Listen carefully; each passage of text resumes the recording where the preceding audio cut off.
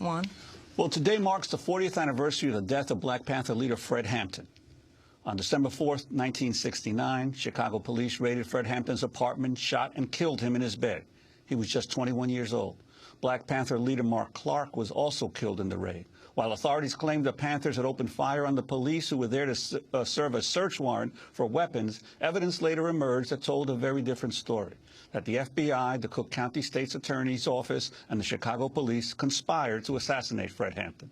Noam Chomsky has called Hampton's killing the gravest domestic crime of the Nixon administration. Today, on this 40th anniversary of his death, we spend the rest of the hour on Fred Hampton. In 1969, he had emerged as the charismatic young chairman of the Chicago Black Panther Party. This is some of Fred Hampton in his own words. So we always say the Black Panther Party that they can do anything they want to us.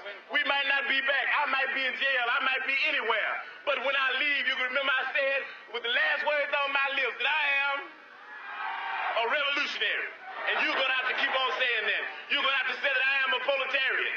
I am the people. A lot of people don't understand the Black Panther Party's relationship with white mother country radicals. A lot of people don't even understand that words that they'll uses a lot.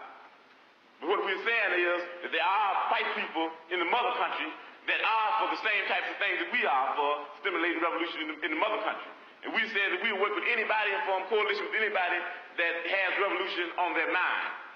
We're not a racist organization because we understand that racism is an excuse used for capitalism. And we know that racism is a byproduct of capitalism.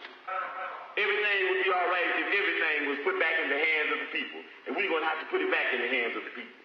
With no education, the people take this local foundation and start stealing money because they won't be really educated to why it's the people's thing anyway. You know what I'm saying? With no education, you have neo-colonialism instead of colonialism like you got in Africa now, like you got in Haiti. So what we're talking about is there has to be educational program. That's very important. As a matter of fact, we are so important for us that a person has to go through 6 weeks of our political education before he can consider himself a member of the party, able to even run down ideology for the party. Why? Because if they don't have an education, then they're nowhere. You dig what I'm saying? They're nowhere because they don't even know why they're doing what they're doing. You might get people caught up in an emotionalist movement. You understand me? You might get them caught up in because they're poor and they want something. And then if they're not educated, they want more. And before you know it, they'll be capitalists. And before you know it, we have Negro imperialists. We don't think you fight fire with fire fists. We think you fight fire with water fists. We're going to fight racism, not with racism, but we're going to fight with solidarity. We said we're not going to fight capitalism with black capitalism, but we're going to fight with socialism. We stood up and said we're not going to fight reactionary pigs and reactionary state's attorneys like this and reactionary state's attorneys like Hanrahan with any other reactions on our part. We're going to fight their reactions where all of us people are getting together and have an international proletarian revolution. Black people need some peace. White people need some peace. And we are going to have to fight. We're going to have to struggle. We're going to have to struggle relentlessly to bring about some peace because the people that we're asking for peace, they're a bunch of megalomaniac warmongers, and they don't even understand what peace means. And we've got to fight them. We've got to struggle with them to make them understand what peace means.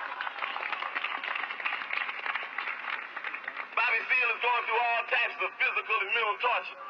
But that's all right, because we said even before this happened, and we're going to say it after this, and after I'm locked up, and after everybody's locked up, that you can jail revolutionaries, but you can't jail a revolution. Right.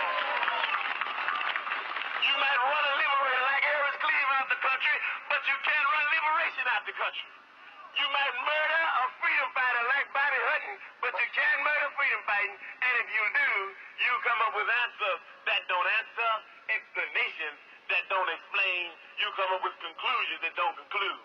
And you come up with people that you thought should be acting like pigs, that's acting like people and moving on pigs. And that's what we've got to do.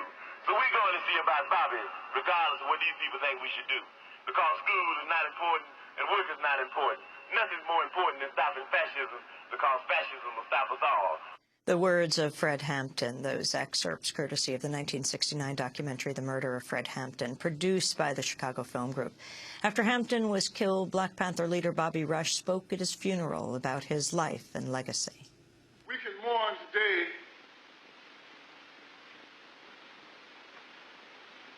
but if we understood Fred, if we are dedicated that his life wasn't given in vain, be no more mornings tomorrow. Then all our sorrow will be turned into action. He said, remember one thing, and that's be strong. He wasn't afraid of anything.